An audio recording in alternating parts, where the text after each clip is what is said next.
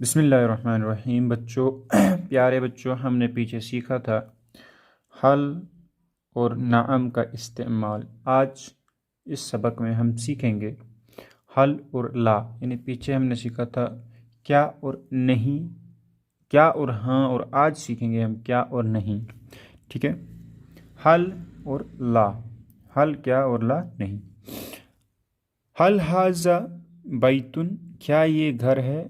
لا ھذا مسجد، نہیں یہ مسجد ہے۔ حل ھذا مفتاح، کیا یہ چابی ہے؟ لا ھذا قلم، یہ قلم ہے۔ حل ھذا قط، کیا یہ بلی ہے؟ لا ھذا اسد، نہیں یہ شیر ہے۔ حل ھذا ارنب، کیا یہ خرگوش ہے؟ لا ھذا قرد، یہ بندر ہے۔ حل ھذا فیل، کیا یہ ہاتھی ہے؟ لا ھذا جمل، نہیں یہ اونٹ ہے۔ تو اس طرح سے ہم نے پیچھے سیکھا تھا کہ کس طرح سے ہم حل اور ما کا استعمال، حل اور نام کا استعمال کرتے ہیں جملوں میں، اور ان کا مطلب کیا ہوتا ہے۔